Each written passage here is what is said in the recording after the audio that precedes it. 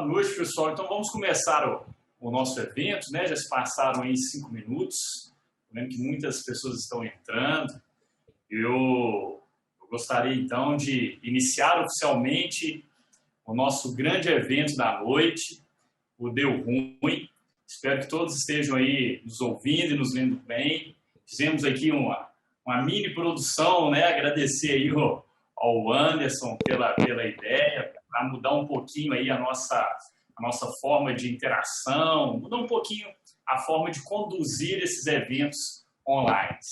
Para quem não me conhece, meu nome é Gustavo Figueroa, eu sou vice-presidente de negócios da Associação Comercial e Empresarial de Minas, do Conselho Jovem, e hoje irei mediar esse grande evento que é o Deu Ruim, uma ideia que se iniciou lá em 2019, com o Prêmio Jovem Destaque que nós organizamos, e que foi um evento de grande sucesso, né? Um projeto que deu muito certo, onde grandes empreendedores contam um pouquinho da sua história, contam os momentos difíceis durante essa jornada do empreendedorismo e compartilham com todos nós o conhecimento que teve ao longo de toda essa jornada. Mas antes de começar o nosso evento, temos que cumprir algumas das formalidades existentes aí do nosso Conselho Jovem, que primeiro é agradecer, né, a presença aí de todos os nossos palestrantes da noite de hoje, a Daniela, o Luiz Roca, o Gui, nosso querido diretor, vice-presidente aqui de relacionamento, Guilherme Lemos, e os membros do nosso conselho que estão aqui presentes. Além de todos que estão presentes nos ouvindo, temos que agradecer também os nossos parceiros, né, que fazem parte desse envolvimento e acredito no nosso movimento jovem do associativismo mineiro. Temos aí a Partners do Dino, né, nosso ex-vice-presidente, que tem um papel extremamente importante na divulgação e na assessoria de imprensa de todos os atos e eventos do Conselho Jovem das Seminas. A Oro do Anderson, né, nosso diretor aí de comunicação, que desenvolve realmente um trabalho fantástico na parte de comunicação do Conselho Jovem. A NetProfit, deixa eu pegar aqui todos, a NetProfit, a F5 Gestão Contábil, a Organização Sincera aí da Marília e o Cesulab. Todos esses parceiros, eles têm uma função muito importante, né, no desenvolvimento de nossas ações aqui do Conselho Jovem. Eu gostaria também de compartilhar com vocês um pouquinho do que o Conselho Jovem aqui das Seminas tem desenvolvido. A nossa diretora de relacionamento, a Cláudia, tem um projeto muito bacana do Café com o Associado, onde ela bate um papo muito tranquilo, junto com todos os associados que têm a disposição de tomar um café e ouvir todas as situações, pegar um pouco da experiência, da vida que o associado tem e a sua relação com o nosso Conselho Jovem das Seminas. Queria compartilhar com vocês também, né, um grande projeto que foi desenvolvido com o Cesulab, que é o Conselho de Inovação das Empresas lá do sul de Minas, um projeto muito interessante referente ao compilado de dados, né? O Cesulab desenvolveu para o Conselho Jovem das Seminas um compilado de dados econômicos que ajuda o empreendedor na tomada de decisões do seu negócio. Então, lá tem, por exemplo, o índice de saturação do mercado. Eles compilaram todas as informações onde eles conseguem identificar, através desses dados previstos nos mecanismos de indicadores econômicos, qual que é a atividade econômica mais saturada e a menos saturada no ambiente de negócio de Belo Horizonte, para que o empreendedor possa se posicionar o seu negócio de uma forma mais adequada. Então, isso já está aí divulgado. Mais informações, podem entrar em contato aí com a nossa controller, com a nossa gestora, que é a querida Elisa, aí, que todo mundo conhece. E também eu gostaria de falar um pouquinho aí do nosso Conselho Jovem, que é um dos 18 conselhos aí da Associação Comercial e Empresarial de Minas. Nosso conselho, esse ano, está completando 30 anos, então continua sendo jovem, né? Depois que o conselho passar aí dos 40 anos, a gente não sabe como será, mas é uma brincadeira à parte. São 30 anos aí de um Conselho Jovem atuante, desenvolvendo ações efetivas no ambiente, no ecossistema do empreendedor e do empresário jovem mineiro da nossa região metropolitana, né, da nossa capital, Belo Horizonte.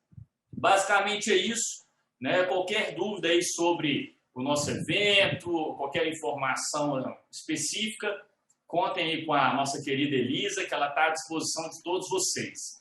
Eu queria também passar a palavra e agradecer novamente ao nosso vice-presidente da Associação Comercial e Empresarial de Minas, Marcos Brafman, que é um dos grandes incentivadores, apoiadores do Conselho Jovem. Brafman, é motivo de muita alegria e uma honra muito grande contar com sua presença aqui em todos os nossos eventos. Então, eu passo a palavra, acho que ele deve estar aí conectado, está nos acompanhando, eu passo a palavra ao vice-presidente da Associação Comercial e Empresarial de Minas, Marcos Brafman. Muito obrigado, Gustavo. Você é sempre gentil nas suas palavras.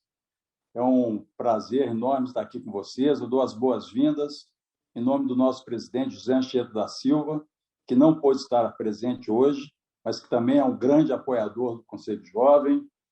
E é um prazer muito grande estar aqui, fã que eu sou desse conselho. Eu quero parabenizar o presidente Marco Túlio, você, Gustavo, Guilherme, a diretoria da Seminas Jovem, os membros do nosso Conselho Empresarial Jovem, a Elisa, sempre competente na organização dos eventos, e pela realização de mais esse evento, com um tema incrível, que traz à tona uma questão cultural que temos aqui, onde, infelizmente, o erro muitas vezes é considerado como fracasso ao invés de aprendizado. A oportunidade que vocês nos trazem de ouvirmos 3 empreendedores de sucesso, a Daniela, o Luiz, o Guilherme, compartilhando as suas experiências, certamente contribuirão e muito para a percepção de que o aprendizado com os erros nos torna mais fortes e preparados para a atividade empreendedora. Pessoal, 2 minutos sobre a nossa Seminas. Imaginem comigo o que representa uma entidade que atua continuamente há 120 anos, defendendo os interesses empresariais, cumprindo de forma exemplar, através de voluntários, todos voluntários, e uma equipe profissional dedicada, com a missão de contribuir com o desenvolvimento, com o progresso e com prestação de benefícios e serviços aos seus associados. Essa é a nossa Seminas, Associação Comercial e Empresarial de Minas. Eu tenho absoluta convicção de que essa longevidade da nossa Seminas está intimamente ligada a um processo contínuo de renovação que foi institucionalizado no momento em que a Seminas Jovem foi criada, como disse o Gustavo, há 30 anos atrás. Inclusive, o primeiro presidente da Seminas Jovem foi depois presidente da Asseminas, né, que é o Eduardo Bernes. Vocês, com certeza, têm um papel muito importante no presente e imprescindível no futuro. E como o Gustavo comentou, a Seminas Jovem é também um dos nossos 18 conselhos empresariais, presididos por uma equipe extraordinária de líderes, que coordena cerca de 400 especialistas, pessoas experientes, generosas, que com esse trabalho voluntário contribuem para impactar positivamente o dia a dia e o futuro das empresas, nessa construção tão importante de uma sociedade melhor para todos e de um melhor ambiente de negócio. Eu quero deixar aqui, antes de terminar, um convite para vocês, associados da Seminas Jovem, para que participem também dos demais 17 conselhos empresariais. Nós precisamos lá da inspiração inovadora e renovadora de vocês em todos os conselhos. No nosso site da Seminas tem as informações de cada conselho, com os blogs, então estão todos convidados a participar. Não tem limite de idade, podem participar à vontade dos nossos conselhos. Enfim, para terminar, e parabenizando novamente a Seminas Jovem por essa iniciativa, o que eu peço aos jovens empreendedores é: persistam sempre, jamais desistam dos seus sonhos e considerem sempre o erro como aprendizado, que é o que certamente nós vamos ver hoje nas 3 apresentações que nós teremos. Então, muito obrigado. Parabéns a todos, muito obrigado pela presença. Eu devolvo, então, a palavra para você, Gustavo. Brafman, novamente, eu sempre comento que agradecer nunca é demais. Muito obrigado pelas suas singelas palavras de reconhecimento e também de incentivo. Nós, do Conselho Jovem, gostamos muito de ouvir palavras dos grandes empresários que têm uma história brilhante como a sua, como forma de incentivar todo o nosso trabalho, todos os projetos do empreendedorismo que o jovem desenvolve dentro do Conselho das Seminas. Muito obrigado, Brafman. E vou passar a palavra, agora iniciar o nosso grande evento da noite, passar a palavra para a nossa querida palestrante, Daniela Chanem, que ela desenvolveu um projeto, Eu Disse Não, tem uma história brilhante de como o empreendedorismo desenvolveu e modificou e transformou a vida dela do ponto de vista pessoal.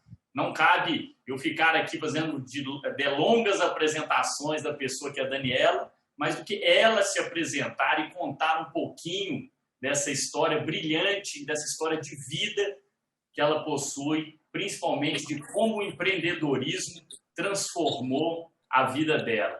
Daniela, muito obrigado. É motivo de muita alegria e de muita honra receber você aqui no Conselho Jovem das Seminas hoje e ouvir um pouquinho da sua história incrível. Seja bem-vinda, Daniela. Boa noite, obrigada. Queria agradecer a oportunidade. Esse assunto que a gente fala, de todas as formas, ele é muito relevante. Eu acho que, inclusive, para a sociedade como um todo.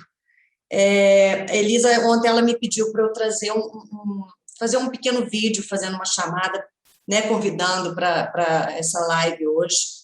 E eu iniciei esse vídeo com uma frase que eu gosto muito, que eu falo: o fracasso, ele não é o oposto do sucesso, ele é parte do sucesso.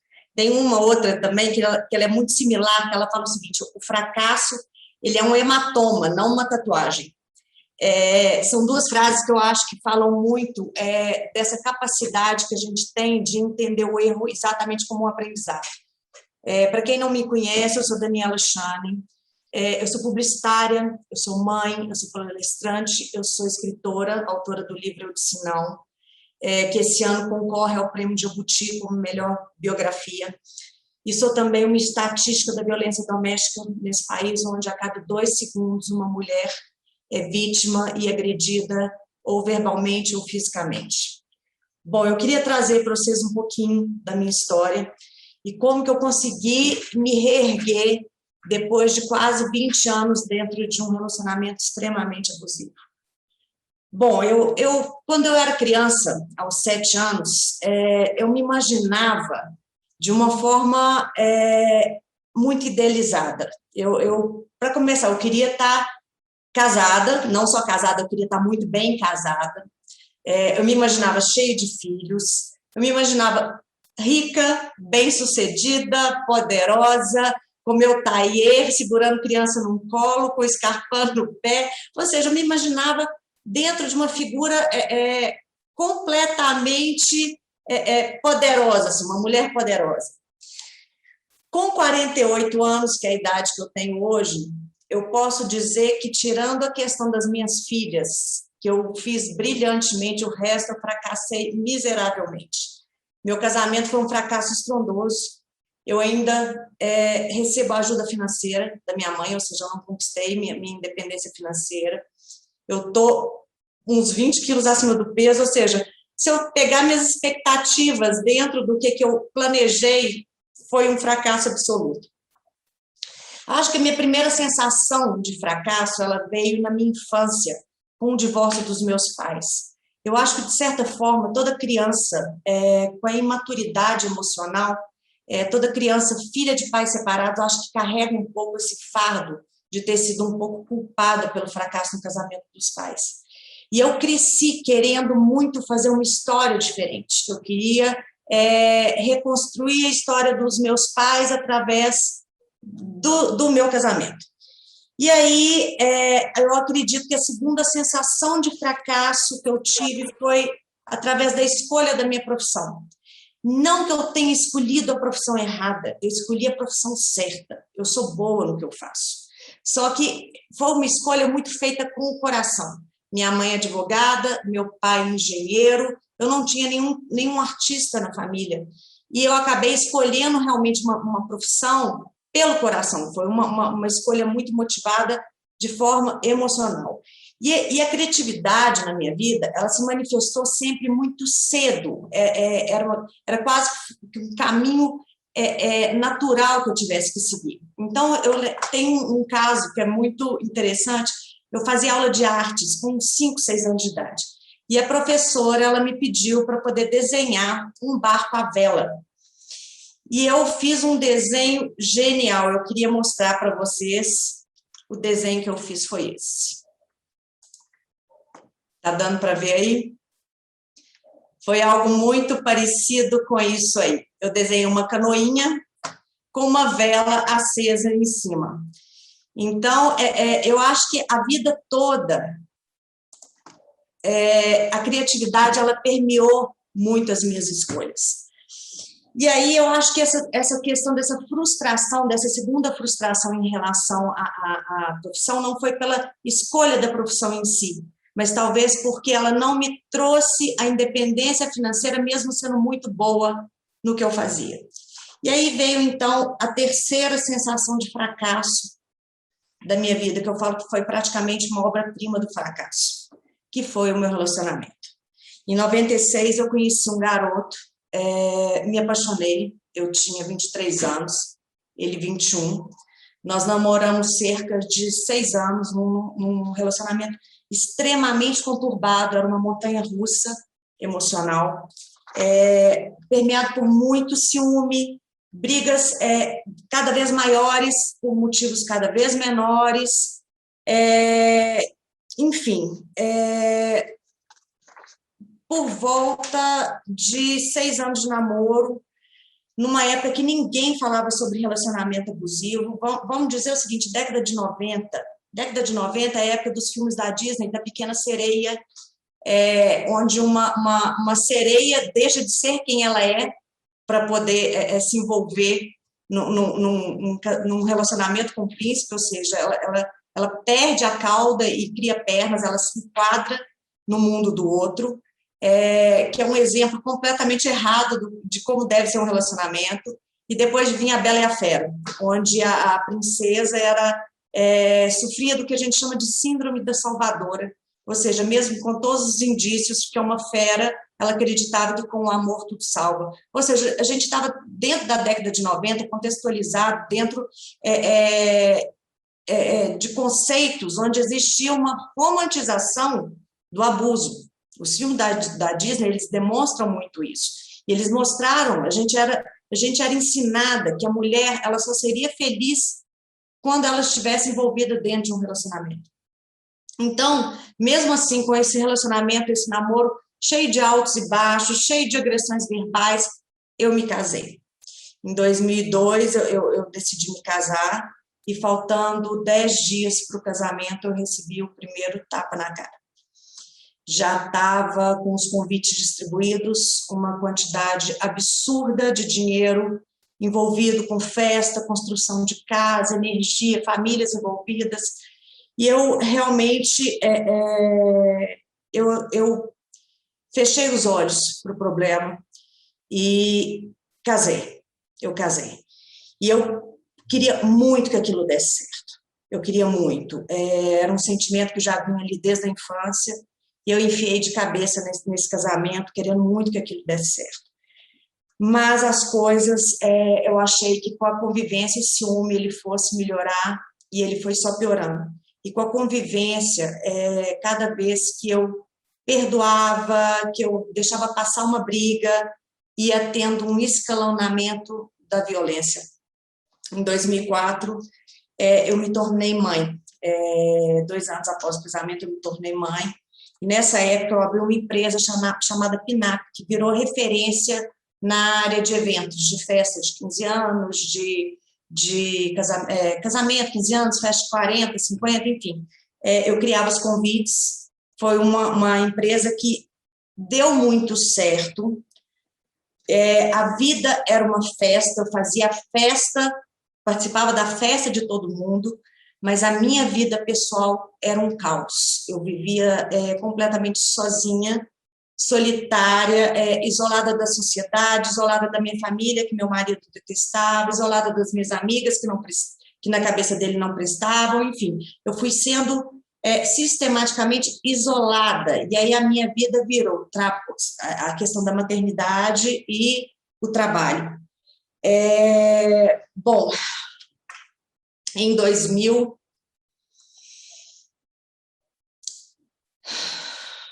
eu vivia, na verdade, o que eu posso dizer é o seguinte, eu vivia, na verdade, um caso clássico de relacionamento abusivo, onde existiam crises, eu achava que eram crises, mas, na verdade, era o ciclo clássico, onde tinha o período de tensão e explosão seguidos por períodos muito intensos de lua de mel, que é uma coisa que caracteriza muito o relacionamento abusivo.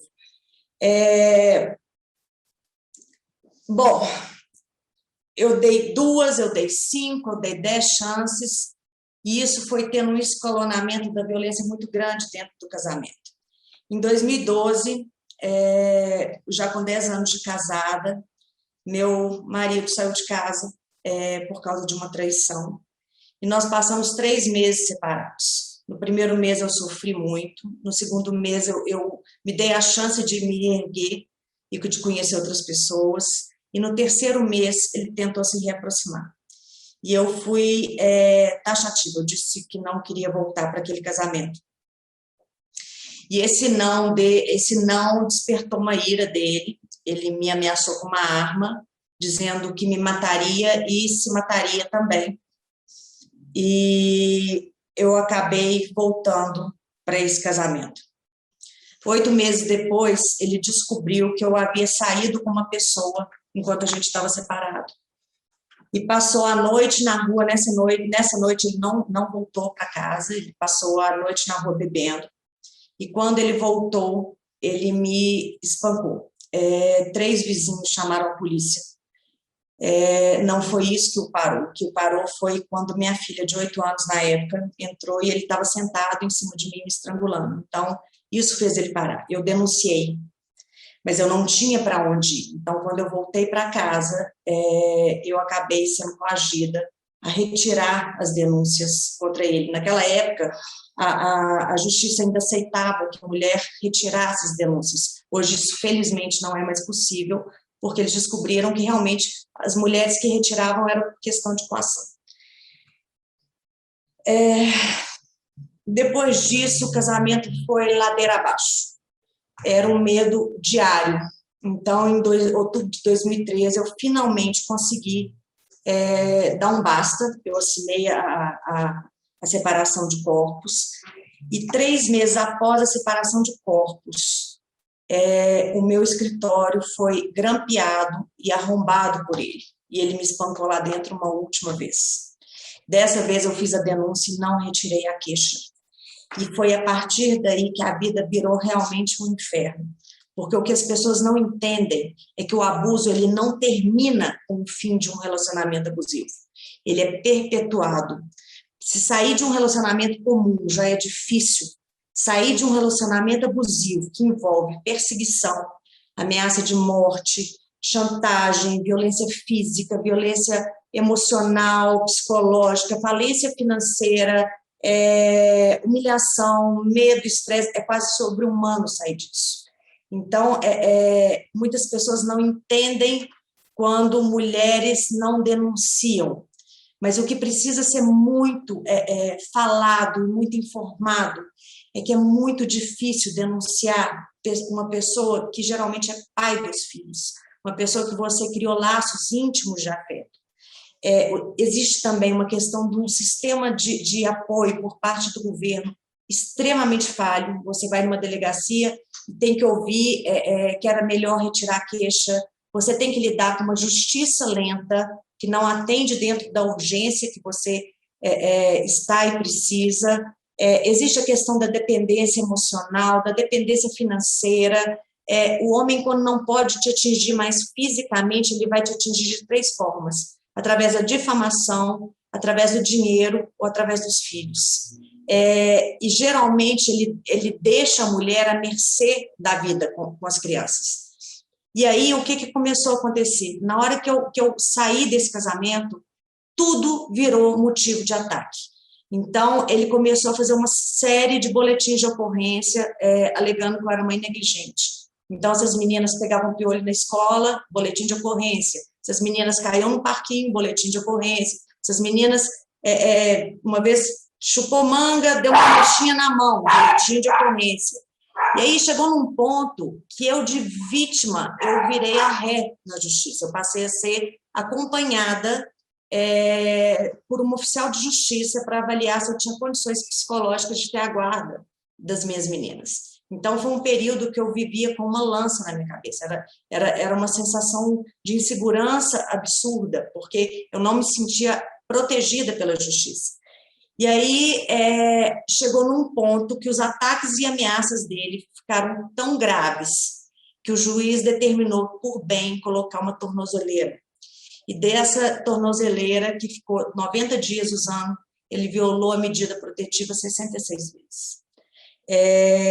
2 anos depois, que eu já tinha me separado, não existia, a pensão nunca caía, ele foi preso e preferiu ficar preso do que dar um mínimo tipo de assistência para as filhas. Eu sei que eu vivia dentro de uma guerra e 4 anos após a minha separação, eu não tinha ainda paz. E aí eu fui diagnosticada com transtorno de estresse pós-traumático, que é uma coisa de veterano de guerra. Eu estava realmente no fundo do poço. Foi quando eu entendi que eu precisava de ajuda. E aí eu fui procurar ajuda psiquiátrica, psicológica, financeira, fui procurar ajuda de todos os lados, espiritual, enfim. E foi quando eu comecei a estudar para entender o porquê que eu tinha demorado 20 anos da minha vida para conseguir me libertar desse ciclo de violência. Então, eu fui descobrir que, na verdade, existem 2 tipos de abusador. Existe o abusador que ele é machista, que aí já é uma questão de uma cegueira cultural, que geralmente é passada de geração para geração. E existe um transtorno de personalidade. A grande maioria dos casos, ele envolve esse transtorno, que chama transtorno de personalidade narcisista, que é um tipo de psicopatia. A parte da ínsula, que é a responsável pela empatia, tem menos massa cinzenta nas pessoas que sofrem desse transtorno.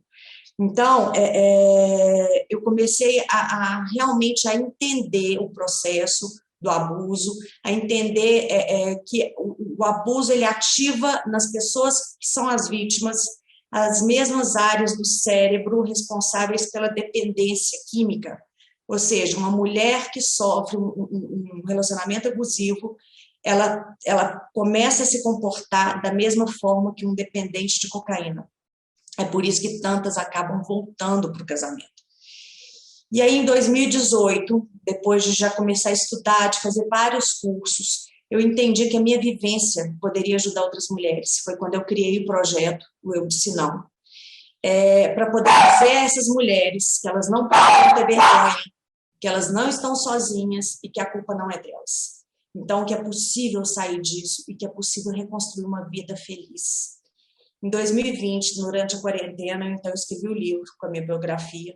É um livro que esse ano, então, está concorrendo a melhor biografia pelo Prêmio Jabuti. E o que eu queria deixar registrado aqui é o seguinte, é que muitas vezes, as mulheres não entendem que as agressões, elas vão muito além do físico. O físico, na verdade, é só a última e derradeira etapa. As agressões verbais, emocionais, elas deixam cicatrizes tão ou mais profundas. A violência doméstica, ela não escolhe classe social.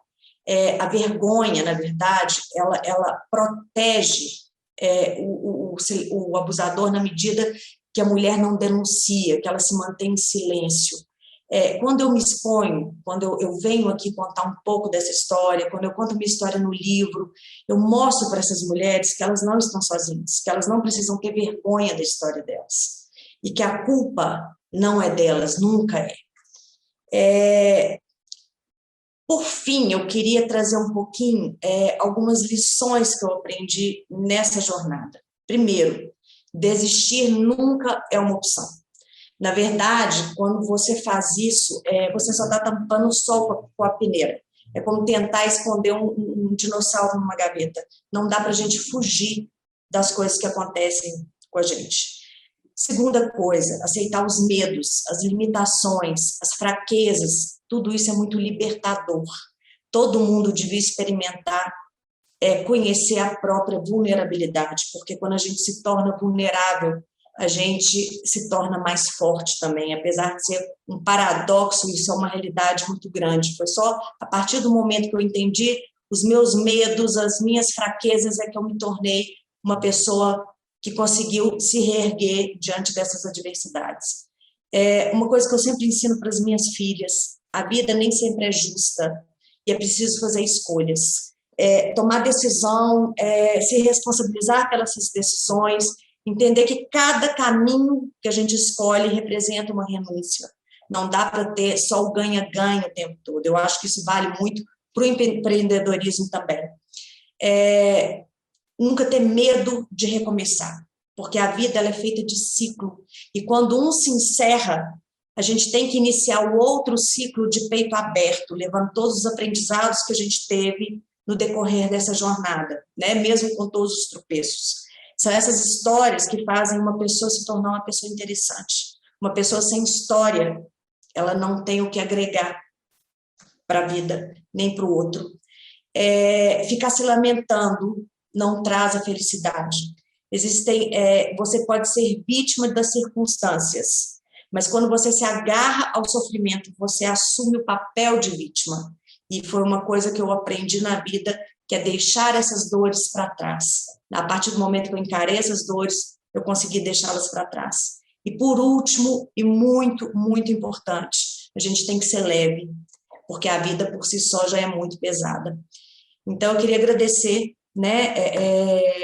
Quem quiser realmente conhecer a história, no livro eu conto a história toda e explico o passo a passo do processo do abuso. Ele existe um padrão, né, que muitas vezes as pessoas desconhecem, mas existe um padrão. Então, assim, quando eu conto a minha história, eu estou contando a história de milhões de mulheres que passam exatamente pelas mesmas coisas. Existe padrão de fala, existe padrão de comportamento, e a gente precisa desmistificar essa questão que o amor tudo salva. O amor nem tudo salva. Em questões de relacionamento abusivo, a gente tem que se colocar em primeiro lugar. Então, eu queria agradecer a oportunidade, né, de estar aqui e dizer, recomecem, independente da área que cada um está, recomecem. É muito importante a gente poder saber olhar para trás e falar, eu consegui lá, eu vou conseguir aqui de novo. Muito obrigado, Daniela. Suas palavras são combustível, né, Gui, assim, para motivar milhões de mulheres, né, ao longo do nosso Brasil, como forma de realmente dizer não. E dizer não, como brilhantemente expôs ao longo da sua história, Daniela, é realmente dar um passo para o recomeço, né, Daniela? Então, tudo isso que você apresentou, e brilhantemente em um curto espaço de tempo, eu acho que essa mensagem fica aí para todas as pessoas que estão nos acompanhando, todos os jovens empreendedores aqui do Conselho Jovem das Seminas, para que esses jovens possam realmente levar essa sua mensagem à frente. Porque eu tenho certeza que cada uma das pessoas que estão assistindo aqui hoje conhecem ou já ouviram alguma história de pessoas que já sofreram todos esses tipos de abusos que a Daniela comentou. Então, Daniela, parabéns pela coragem. Obrigada. Não há palavras para agradecer você por estar aqui hoje compartilhando um pouquinho da sua história. Mas depois que todos os demais palestrantes falarem, nós vamos começar uma roda de bate-papo. E aí conto também com a sua participação aí. Claro. Expor ainda mais um pouquinho das suas ideias, expor um pouquinho mais dos seus objetivos e também da sua história, que realmente é uma história que precisa ser realmente contada para que muitas pessoas possam replicar em todos os cantos desse nosso Brasil. Muito obrigado, Daniela. Obrigada.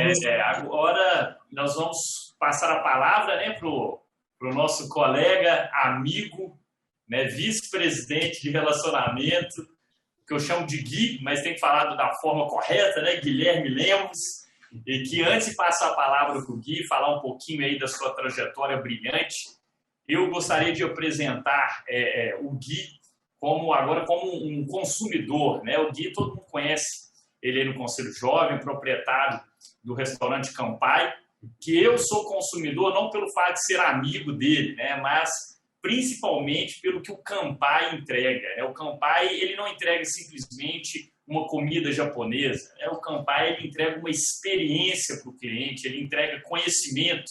É só fazer um parênteses aqui, eu lembro que de algumas vezes que eu estive no Campai, eu aprendi, né, toda a produção do salmão, de onde que vem o salmão. Então, o Campai, ele leva à mesa do seu consumidor todo um conhecimento, toda uma experiência incrível, né? Isso aqui é só uma apresentação de uma pessoa que é fã de um grande empreendedor como o Gui, como outros grandes empreendedores do Conselho Jovem, como o Dino da Partes, como o Anderson da Oracle, também são pessoas incríveis. Eu tenho o privilégio de ser amigo com o amigo do Gui e também o privilégio de ser consumidor, de ser essa pessoa que possa realmente parabenizar por esse brilhantismo do sucesso desses jovens empresários. Gui, muito obrigado, meu amigo.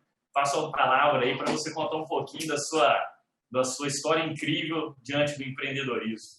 Show de bola, Gu. Pessoal, boa noite. É um prazer estar aqui falando para vocês. Eu não preparei nada muito formal e vai ser um bate-papo mesmo, vai vir o que vier na minha cabeça aqui. Eu vou falar rapidamente minha história e depois eu entro na parte dos fracassos, que eu acho que é o grande ponto aqui dentro dessa apresentação. Eu venho de classe média baixa, meu pai era caminhoneiro, minha mãe bancária, e minha mãe, com muito esforço, ela decidiu me colocar em colégio particular sem poder, assim, financeiramente. E aí eu entrei dentro de uma classe social que não era a minha, né?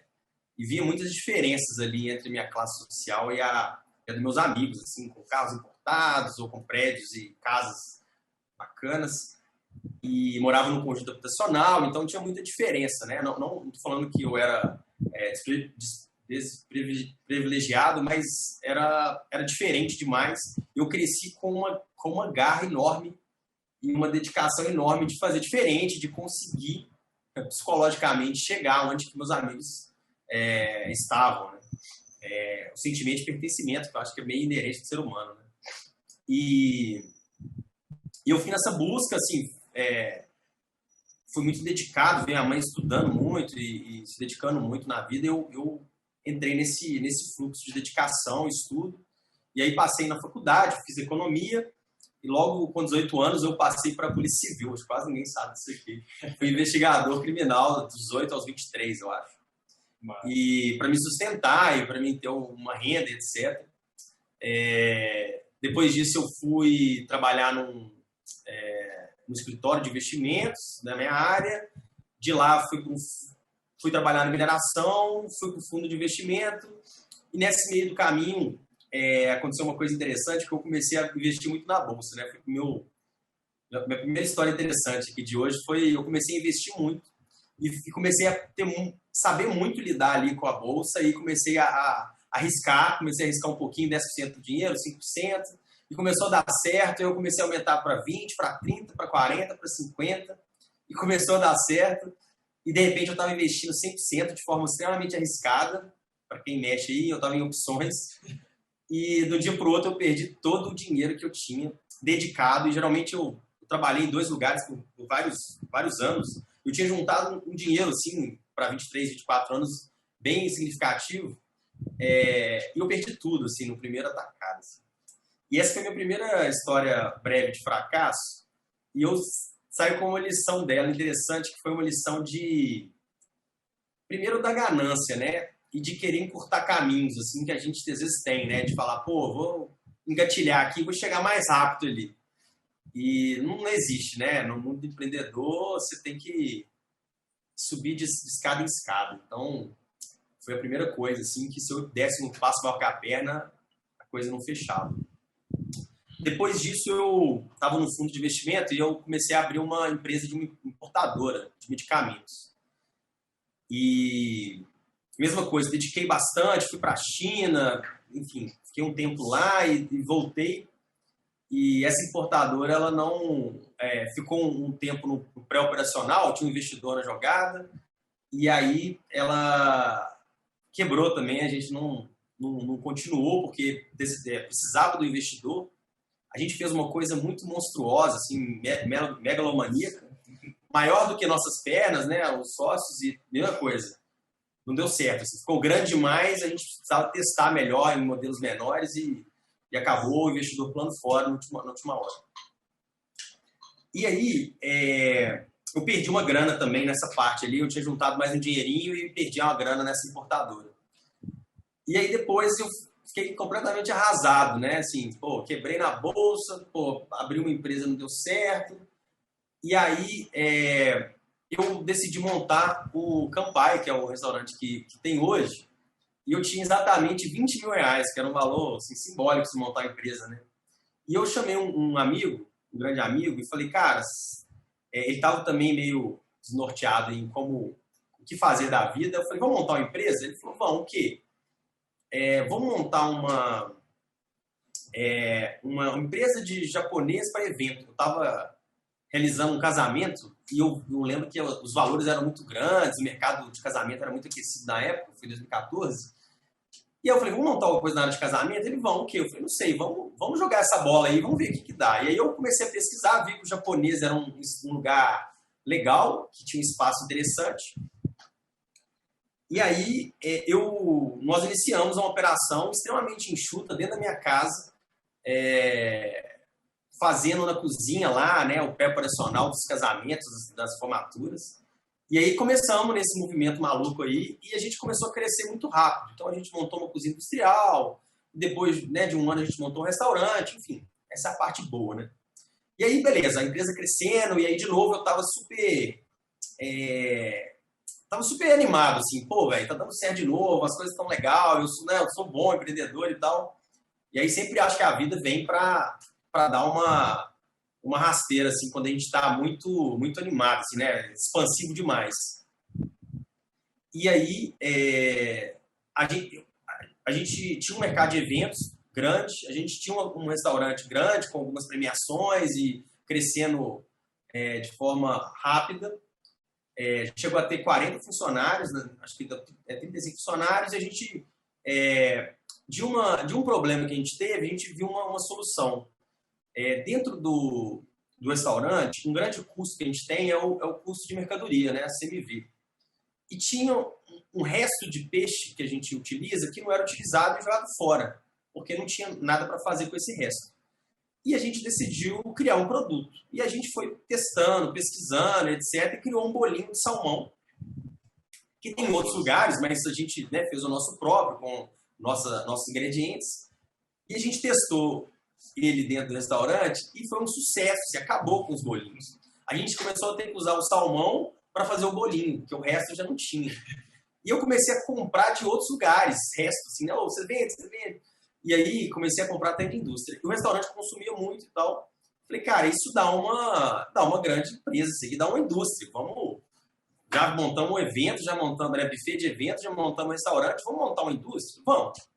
E aí a gente decidiu montar uma indústria para classe C, porque era onde o salmão não chegava. Então o bolinho de salmão seria um substituto. Com um preço super barato, porque a matéria-prima era extremamente barata, porque era assim, vendida a um valor muito barato no mercado.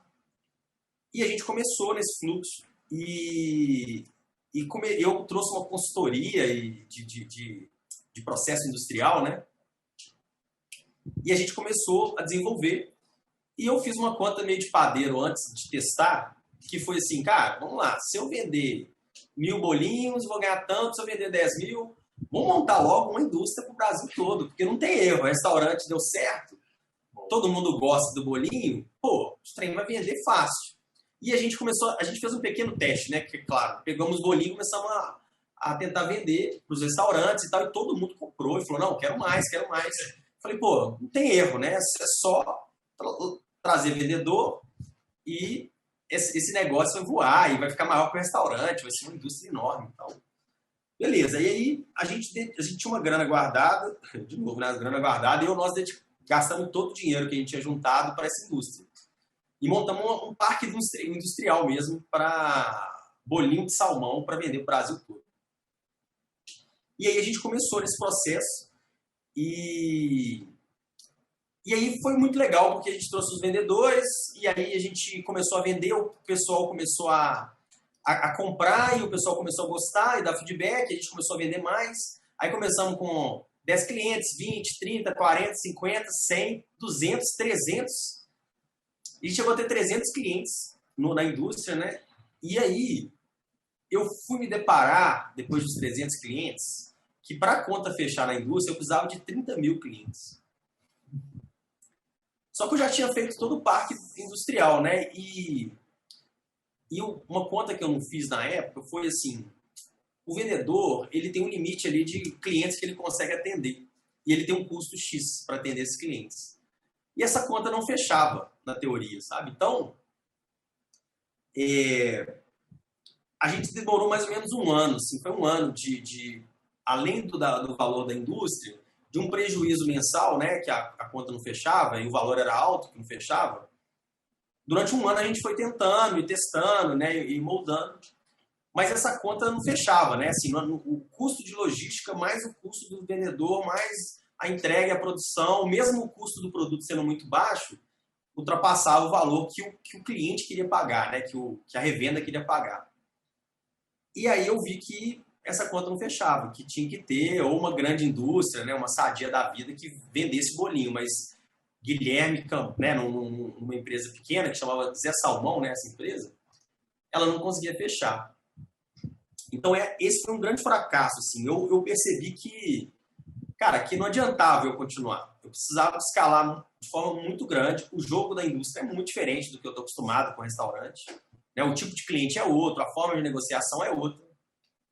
E a gente decidiu abortar a missão mesmo e não mais fechou essa indústria que a gente montou, com um prejuízo milionário. Assim. E algumas lições eu aprendi desse fracasso, vamos colocar. Uma delas é não atirar para todo lado, sabe? O empreendedor, ele tem que focar, assim, né? Isso é uma lição minha, né? Mas eu acredito muito no foco. Eu li até esses dias um livro chamado Essencialismo. Quem não leu, vale a pena ler. Que fala muito sobre foco, sobre direcionar energia, né? Então eu tinha uma empresa de buffet, um restaurante e uma indústria, que são nichos completamente diferentes, formas de atuar completamente diferentes, estratégias completamente diferentes. Eu não conseguia, de fato, entender de todos os lados. Então a primeira coisa é foco. Não adianta tirar para todo lado, que você não vai acertar nada. Você vai ser o pato, né? Que não nada, não voa, não faz nada direito. O segundo lição que eu aprendi foi o seguinte: testar mais, né? Uma coisa meio óbvia, mas que é testar pequeno, que é uma coisa...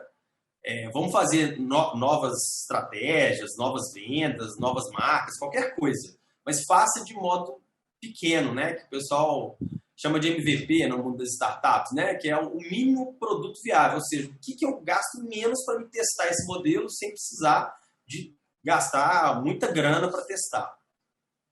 E é isso, assim, esse foi meu grande fracasso. Eu tive outros, né, assim, eu quebrei na bolsa e teve essa questão da importadora, mas esse foi um fracasso interessante, assim, porque me fez refletir mais sobre essa questão do foco, né, do essencialismo e principalmente de testar mais, testar menor, de não achar que sua ideia é maravilhosa, que ela vai dar certo, que essa conta fecha. É isso, essa foi minha história e é isso aí, Gu. Maravilha, maravilha. Pessoal, é incrível, mas independentemente da história que o Gui contou aí da indústria, né, do bolinho, é o Zé Salmão. Zé Salmão, é. Não deixe, se você for ao Campai e não comer o bolinho, você não foi ao Campai. Eu, quando vou ao Campai, quando eu peço o Campai lá em casa, sempre tem que vir acompanhado do bolinho. O bolinho é o sucesso, é sucesso total, viu, gente? Mas é isso, Gui, muito obrigado, cara. Realmente, ouvir você, primeiro, né, ser seu amigo, ser seu colega das Seminas, ouvir sua história, realmente, e alguns detalhes que eu também confesso que eu não sabia, que você comentou com todos, realmente é um tipo de muita inspiração, meu amigo. Muito obrigado por compartilhar isso. Nós vamos bater um papo depois junto aí com a Daniela e com o Luiz, meio que numa mesa redonda, né, como se diz, mas realmente é uma inspiração muito grande te ouvir e principalmente ter você como amigo, como colega dentro da Seminas. Muito obrigado, meu cara. Só terminar uma coisa aqui que tem um amigo meio capial que fala uma coisa interessante. Fala que o sucesso é uma sucessão de erros. E eu nunca mais esqueço isso, né? Que a Dani falou isso, que o fracasso ou os erros, eles estão dentro do sucesso, né? Então, dar a cara a tapa mais e acreditar que isso vai te trazer aprendizados, como o Brafman falou, acho que é o segredo, né? Sem medo, né? Vai errar, vai fracassar, isso vai acontecer, bola para frente, aprende e a próxima. Maravilha, muito obrigado, Gui, valeu demais. Queria, antes de passar a palavra para o Luiz aqui, agradecer também a presença que nós estamos acompanhando aqui do nosso ex-presidente Bernardo Almeida. Um grande abraço aí ao nosso ex-presidente do Conselho Jovem, Bernardo Almeida. Também comentar a todos que o evento de hoje está sendo gravado, então será disponibilizado aí nas redes sociais das Seminas Jovem. Então, fiquem tranquilos, depois espero que todos vocês possam compartilhar o evento de hoje com o maior número de pessoas. Agora, nós vamos ouvir, né, o Luiz Roca, o Luiz também, que é um grande empreendedor aí, tem uma história brilhante para contar para todos nós, compartilhar os momentos difíceis, os momentos de grande dificuldade que ele passou aí durante a sua vida de empreendedor. O Luiz Roca é um empreendedor aí de uma marca de calçados da moda masculina, está presente em mais de 200 municípios no país. Não sou eu que vou ficar aqui apresentando sobre o Luiz, é ele mesmo, mas então passo a palavra ao Luiz para estar compartilhando aí toda a sua história do empreendedorismo um pouquinho com a gente. Luiz, muito obrigado. Novamente, uma honra, uma alegria imensa contar com você no nosso evento de hoje. Seja bem-vindo e muito obrigado, Luiz. Então, pessoal, obrigado a vocês aí da Seminas Jovem pela oportunidade, né, de estar contando a minha história. É muito legal, né? Eu falo assim, jovens empreendedores, para mim, não é questão de idade, nunca é tarde para se começar um negócio. Então, se você for começar algo, você é jovem, né? Mas, então, para isso, eu acho que não tem aquela premissa de idade. Estou vendo que tem, né, várias pessoas de N da faixa etária aí. Então, assim, ó, meu nome é Luiz, eu sou o fundador da marca Luiz Roca. A gente fundou ela em 2014. Hoje a gente, igual eu falo, a gente está com mais de 200 pontos de venda espalhados pelo Brasil. E, assim, nós nos tornamos uma marca especialista em moda masculina de artigo de couro, né? Meus fracassos são muitos. Eu fracassei foi muito. Porém, o que me trouxe e o que me faz estar aqui é minha persistência, conforme a Dani falou aí. Seja persistente, independente do que aconteça, né? Então, assim, eu fiz um pequeno script aqui, porque o tempo não é muito longo, né, para passar para vocês. Hoje eu atuo na empresa, eu já fui o faz tudo, né, na empresa, desde quando eu comecei. E hoje eu atuo na área comercial do B2B, que foi o que eu sempre soube fazer, foi onde eu nasci para fazer, né? Eu que assumi essa área no atacado, que a gente fala, eu participo ativamente da criação da coleção da empresa. Então, tudo que é criado de coleção passam pelas minhas mãos, passam pelos meus olhos, né, para eu aprovar. E quem quiser acompanhar o trabalho, né, inicialmente eu falo para me acompanhar aí nas redes sociais, @LuizRoca. Eu coloco muito conteúdo lá relacionado à venda, a fracasso, acerto. Inclusive, eu estou aqui no Paraná hoje, Eu fico rodando o Brasil inteiro com os meus representantes, a gente tem representante em todo o território nacional, e lá eu coloco como tomar não e seguir em frente diariamente, de tomar não de lojista, acerta, erra, enfim. Então é muito legal estar acompanhando a gente lá. Então eu separei aqui 4 tópicos para falar com vocês. É o seguinte: muitas pessoas me perguntam a seguinte frase: como que eu começo a empreender e como que eu começo um negócio? Eu falo para todo mundo o seguinte: trabalhe para os outros, trabalhe para alguém. Esse é o início de todo negócio. Não existe aquele negócio, eu vou acordar inspirado, vou criar algo, vou empreender da noite para o dia. Isso não vai acontecer, desiste. Não é assim que funciona. O modo de se empreender é trabalhar para alguém, conhecer um setor, conhecer um mercado, conhecer um produto, tomar gosto por este produto, conhecer os processos de produção, de compra, de venda, de atendimento, de pós-venda, enfim. Não adianta você querer empreender da noite para o dia. E o que mais acontece nessa geração, nesse mundo que a gente vive hoje, são as pessoas olharem para o negócio dos outros e perguntar como que eu faço, né? Então, o que eu mais escuto no dia a dia, tanto no nosso Instagram ali, quanto aqui em loco, né? Nas lojas que a gente visita, os vendedores de loja ficam perguntando como que eu fiz, como que eu faço. Aí eu falo, olha, trabalhei no ramo de representação comercial durante muitos anos através do meu pai. Eu entrei nesse mercado, entrei nesse segmento, fui acompanhando, fui vendo como que faz, como que funciona. Aí chegou num momento da minha vida que eu comecei a ficar insatisfeito por atitudes dos fornecedores, atitudes dos lojistas perante ao meu trabalho.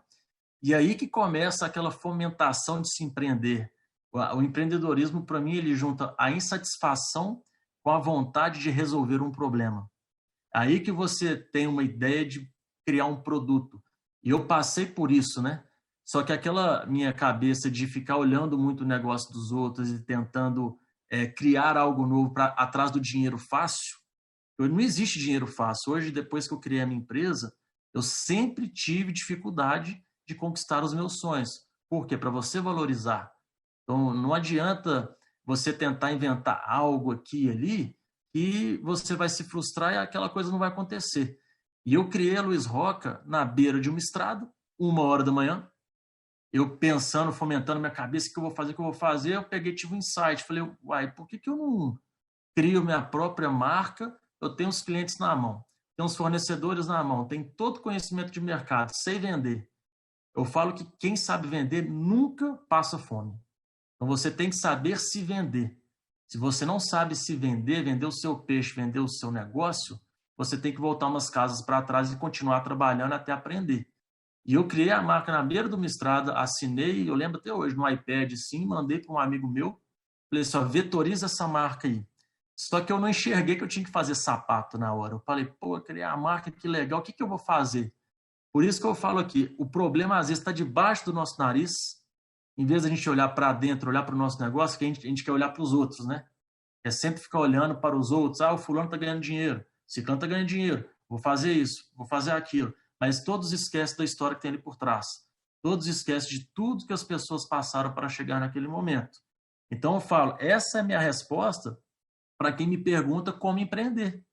Então inicie trabalhando para alguém, trabalhe em algum setor. Uma hora você vai enxergar uma oportunidade e vai ver uma dor que tem que ser resolvida. E o Brasil, eu falo, já passei por situações muito ruins, eu tive sócio investidor na empresa, de escutar e falar, você não vai virar, você não vai vencer, você tem que fazer um produto barato porque você não tem escalabilidade. Eu escutei isso de sócio, eu falei, não, eu sei o que eu estou fazendo, eu conheço do meu mercado, é só uma questão de tempo. Não adianta eu ficar tentando passar o carro na frente dos bois, que as coisas não vão acontecer. Você tem que escutar o seu feeling, você tem que escutar o seu interior e fazer o que deve ser feito. Ter disciplina. Nunca ser refém da motivação. Se você for refém da motivação da mesma forma que ela vem, ela vai embora. Seja disciplinado, identifique os pontos e faça aquilo que tem que ser feito. E foi assim que eu fui, no decorrer do meu segmento, da minha empresa, eu fui seguindo em frente, acreditando naquilo e fazendo as coisas acontecerem. Foi dessa forma que eu criei a marca e é essa a resposta que eu dou para quem tem uma dúvida enorme de como começar um negócio. É isso que eu tenho para falar para quem tem essa dúvida, quem tem essa questão que fica com essa formiguinha na cabeça. Agora, falando do tema, né? Deu ruim. E o que dá errado? Para mim, no empreendedorismo, sempre vai dar errado. Você tem que estar preparado para resolver problemas. Hoje a minha empresa cresceu muito, cresceu na pandemia. Todo santo dia algo dá errado. Só que o algo que dá errado foi como a Dani falou. Se você tem mentalidade de campeão, o erro e aprendizado sempre vai ser em qualquer setor. Errar para mim é maravilhoso, porque se eu erro, eu estou criando algo de longo prazo muito assertivo. Hoje eu tenho um produto perfeito, a qual eu escolhi entrar no mercado nichado, que é premium. Só que para eu chegar nesse produto, eu apanhei, foi muito, quase quebrei várias vezes. E a devolução de mercadoria tem que segurar a bronca. E é muito dinheiro envolvido, são muitas pessoas envolvidas. Só que se você tem um pensamento de longo prazo, você fala, hoje eu vou resolver, para amanhã eu ganhar. Então as pessoas têm muito pensamento de curto prazo. Então todo negócio ele nasceu para dar errado. Porque se fosse fácil, desse certo, todos nós aqui estaríamos multimilionários. Era simplesmente, vou criar um produto e vou sair vendendo. É muito fácil. Então, o mundo vai diferenciar os homens de sucesso, as mulheres de sucesso, são os persistentes. Aqueles que seguem em frente, por mais que as coisas vão dar errado diariamente. E empreendedorismo é a arte de resolver problemas. É isso que eu falo nesse quesito de dar errado as coisas, né?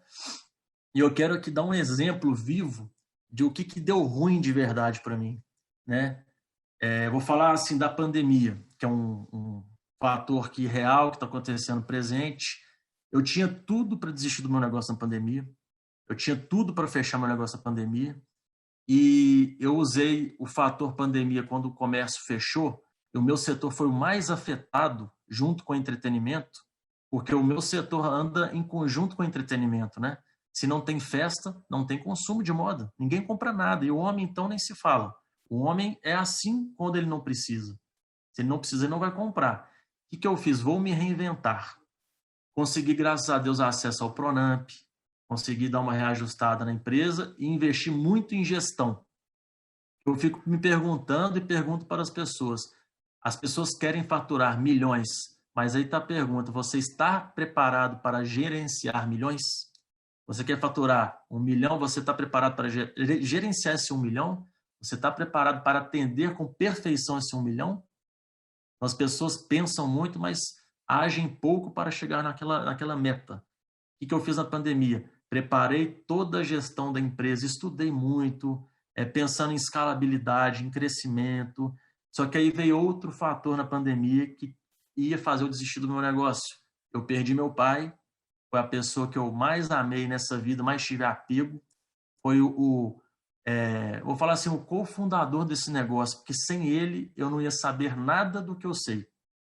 Eu sou muito grato ao meu pai, e quando eu perdi o meu pai, eu enfiei a cabeça no trabalho. E logo depois que deu uma baixa, o negócio, quase que eu entro em depressão, sofri muito. Só que o amor que eu tenho pela minha empresa e o amor que o meu pai tinha pela empresa, eu não acho justo desistir do negócio. E eu sou muito temente a Deus, não coloco Deus explicitamente na frente dos meus negócios, é mais interno. E ele foi colocando o dedo no negócio. Colocando dedo, colocando dedo, colocando dedo. E eu continuei e a empresa cresceu muito na pandemia. Se eu freasse o carro, eu não estaria onde eu estou hoje. Então, para mim, crises, elas servem para quem tem persistência e aquela gana de vencer, porque o mercado virou totalmente para o meu lado. Ele era ao contrário, né? Eu tinha muita dificuldade de entrar nas lojas por conta de valor de mercadoria, agregar valor à marca. Aí a pandemia fez o quê? A minha empresa já nasceu no digital, os lojistas foram obrigados a se digitalizar, o mercado, couro virou artigo de luxo, grandes marcas, grandes concorrentes tiveram que se reinventar e fazer produto inferior ao nosso. Hoje eu tenho um produto muito superior aos meus concorrentes eles não têm custo para apresentar o produto no mercado e oferecer o que a gente oferece, que é o digital, que a gente é muito forte no digital. A gente tem muita estratégia por trás. E um fator que, assim, que eu tive que me reinventar na pandemia, que eu acho até engraçado, teve a crise de celulose, né? Teve a crise de papelão no mercado quando estourou a pandemia. E eu tinha muita mercadoria para entregar, muito pedido para faturar, só que eu não tinha caixa mais, tinha acabado as caixas. Eu falei, como que eu vou fazer? Eu lembro, vou até falar de valores assim para você ver como que era a coisa estratosférica. Eu comprava um volume de caixa e daria, que é barato caixa de papelão, R$3.000, só que os R$3.000 viraram quase R$50.000. Como que eu ia comprar caixa? R$50.000. Eu falei, o que eu vou fazer? Eu vou enviar a mercadoria num saco? Vou ter que comprar aquele saco de linho aquele saco de farinha, né? O que eu vou fazer? Eu peguei, tive um insight, falei assim, opa, eu vou pegar a caixa supermercado, vou pegar a caixa de fornecedor de sola, de couro, tudo que você imaginar. Eu liguei para todos os meus clientes, falei assim, ó, não repara a caixa, porque aconteceu isso. Eu virava as caixas do lado avesso, eu tinha as nossas fitas gomadas personalizadas, dava uma enfeitada na caixa, consegui entregar toda a mercadoria para os meus clientes, consegui faturar tudo. Foi a forma que eu me reinventei. E sempre você terá que se reinventar. No empreendedorismo, você tem que ser como um camaleão. Você tem que ficar da cor que o mercado te exige. Se o mercado está amarelo, fica amarelo. Se você tem que ficar vermelho, fica vermelho. Tem que ficar verde, fica verde. Na própria pandemia, todos os meus clientes de B2B pediram prorrogação de boleto. Eu tive que prorrogar boleto para eles. Isso arrebenta o fluxo de caixa de uma empresa. Você tem que pensar ou no curto prazo ou no longo prazo. Foi uma decisão muito difícil.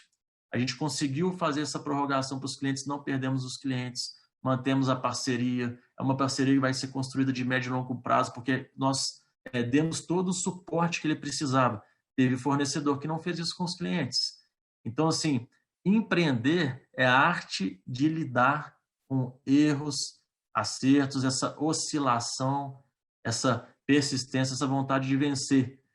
E, assim, para finalizar, para não ficar um papo muito longo, o mais engraçado que aconteceu na minha vida foi no ano retrasado, antes da pandemia também, que eu estava quase quebrando, eu não tinha dinheiro para pagar imposto, era um domingo, na quinta-feira vencia a diferença de alíquota da empresa, eu não tinha dinheiro, não tinha cheque especial, não tinha mais nada.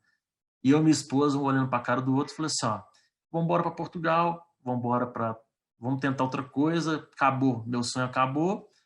Aí ela pegou e falou para mim, me apoiou muito, eu sou eternamente grato a ela, que ela é o alicerce da casa, assim, ela me dá todo o suporte que eu preciso, sempre quando eu precisei. Ela olhou para minha cara e falou assim, ô, para com isso, essas coisas acontecem, não desiste, vamos tentar, vamos ver o que a gente vai fazer. E nessa época eu tinha mandado uma mochila e uma bota para o Caio Castro, aleatoriamente. Mandei a bota para ele, a mochila, e nada do cara postar nem nada. E nesse dia eu estava chorando, olhando para ela, e ela me dando esse suporte. Quem que faz um stories da mochila e da bota da Luiz Roca? Caio Castro. Aí as vendas decolaram no online, aí eu peguei e falei assim, Jesus, toma conta, não tem que desistir. Às vezes você está ali batendo ali na montanha ali, o diamante está um passo de você pegar ele, aí você desiste e vem um outro espertão, bate o machadinho, pega o diamante e você perdeu tudo que você tentou fazer ali. E até hoje eu passo por isso eu nunca vou desistir do meu negócio, eu nunca vou arredar o pé, eu só tenho que fazer o que deve ser feito. Ter metas claras, foco, como o Guilherme falou, tenha foco, não sai descabeçado querendo fazer isso e aquilo, você deve ter foco. Hoje a empresa sou eu e mais 3 sócios, eu até tenho orgulho de falar que quando eu sento na mesa, em algumas áreas eu sou mais burro da mesa, e é isso que eu tenho que ser, você tem que ter sócios melhores do que você, porque se você for querer ser o melhor da mesa, é melhor você também andar uns passos para trás, porque está tudo errado. Eu sou bom em vender, eu sou bom em criar modelo, é isso que eu tenho que fazer. Nas outras áreas, durante muito tempo, eu fazia só o beabá, o que tinha que ser feito. Mas isso não te leva para o próximo passo. Traga pessoas melhores do que você, ande com pessoas melhores do que você, que a sua evolução ela é contínua. Se você achar que você é top, você está errado. Você tem que achar que você é inferior às pessoas que estão ao seu redor. Mas não de forma de se martirizar, de forma de evolução. Você tem que falar, eu tenho que evoluir, eu tenho que evoluir, eu tenho que evoluir. E é assim que você empreende, e é assim que você perdura o seu negócio, e nunca vai existir dinheiro fácil. Se for fácil, desconfie, põe a pulguinha atrás da orelha que tem coisa errada. Dinheiro fácil ele não existe. Então é isso que eu tenho para falar aí para vocês, para passar de motivação para vocês, para começar qualquer tipo de negócio. E é isso, turma. Daria um livro, que eu acho que todos dariam um livro para contar, né, a história. Dani, Guilherme, todos que estão aqui. Espero ter ajudado aí de alguma forma. Vou passar a palavra para o Gustavo aí novamente. Excelente, Luiz, excelente. Muito obrigado aí por compartilhar um pouquinho aí a sua história do empreendedorismo, os seus fracassos, os seus acertos aí com todos aqui do Conselho Jovem. Realmente essa pandemia, essa triste pandemia do coronavírus vai ser fruto de grandes empreendedores, né, Luiz?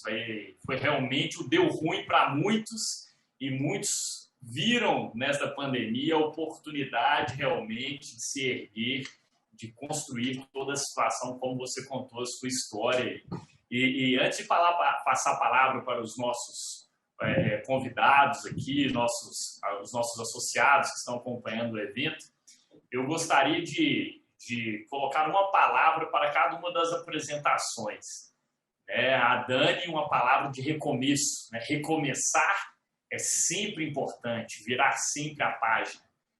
O Gui, de realmente foco. Você tem que realmente identificar um foco diante de várias possibilidades que existem. E do Luiz, disciplina. Né? A disciplina foi o que levou realmente o Luiz a superar todo o momento que deu ruim da vida do Luiz. Então, o momento do que deu ruim na vida da Dani, a palavra é recomeço, sempre recomeçar. Do Gui é foco, né? O deu ruim foi um aprendizado para o foco. E realmente, para o Luiz, o deu ruim aí, o aprendizado é a palavra disciplina. Maravilha, né, pessoal? Que noite incrível de grandes aprendizados, de ouvir histórias de pessoas incríveis. Vou passar a palavra agora para à vontade, né? Aí para quem quiser colocar no chat, a Elis vai mandar as perguntas. O microfone liberado para vocês fazerem as perguntas. Fica à vontade, pessoal.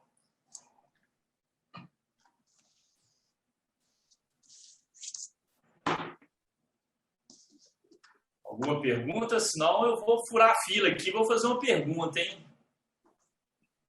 Eu já sou um dos mediadores, vou furar a fila aqui então. Bora animar aí, gente. Vamos perguntar, pô. Conteúdo aí. Ô Luiz. Eu posso fazer uma pergunta? Pode, Anderson. Queria fazer uma pergunta para a Dani. Em que momento que ela percebeu que fazia muito sentido expor, né, toda essa história de vida dela em um livro, né, Dani? Você não falou, você falou só no finalzinho do Prêmio Jabuti e tal, mas e aí? Porque, pelo que você contou, essa história ela aconteceu há um pouco mais de tempo e você vem aí expondo isso tudo e agora tem esse livro, né? Qual foi o start aí que falou, poxa, eu preciso colocar isso e deixar isso para as próximas gerações? Porque o livro, ele é eternização, né? Do que aconteceu e da lição que se tirou daquilo. Obrigado. Bom, vamos lá. Primeiro eu queria até mostrar o livro, tá, gente? Esse aqui é a capa dele. Ele está à venda em todas as grandes livrarias do país. Acha também pela Amazon, enfim, Americanas, Magazine Luiza, tá? É bem fácil de achar. Quem quiser conhecer a história toda. Peraí, vou fazer o merchan aqui, então. Livraria Leitura, é meu cliente aqui. Leitura. É mineira e está no país inteiro. Com certeza, Leitura tem o livro, inclusive. Mas vamos lá. Bom, vamos lá. Como eu disse, essa questão da criatividade, ela sempre permeou muito minha vida. Eu fui redatora publicitária há muitos anos. Então, eu tive essa facilidade com a escrita durante muitos anos da minha vida. Foi minha profissão, inclusive. E quando quando eu estava no auge, né, do problema do casamento, já na reta final dele, eu comecei a escrever. E aí eu criei um blog, e nesse blog eu comecei a entender de novo quem eu era. Porque o que acontece dentro de um relacionamento abusivo? Ele destitui aquela pessoa de tudo que faz ela ser autêntica. Então, quando ela perde a individualidade dela dentro do relacionamento, porque ela passa a pisar em ovos para evitar o conflito, ela perde também a autoestima dela. Eu não vou entrar aqui, né, no processo da desconstituição da personalidade no abuso, porque senão eu vou ficar aqui mais uma hora falando. Mas eu descobri que, através da escrita, eu consegui entender de novo quem eu era, eu consegui resgatar de novo quem eu era, depois de anos e anos, sem conseguir ter vontade própria, sem conseguir tomar decisões, tendo medo de assumir quem eu era. Então, eu comecei esse processo através desse blog. E eu decidi que eu queria escrever um livro, na verdade, tem até um caso muito bacana, porque eu decidi que eu queria escrever um livro em 2018. Em 2018, eu escrevi numa agenda, no dia 16 de janeiro de 2018, decidi escrever um livro. Eu tinha as ferramentas, eu tinha facilidade com a escrita, e eu tinha percebido que a escrita tinha me ajudado muito, inclusive, a sair desse casamento. Eu falo que a escrita foi essencial nesse processo. E depois eu fui descobrir até que eu fiz esse processo de forma até muito intuitiva.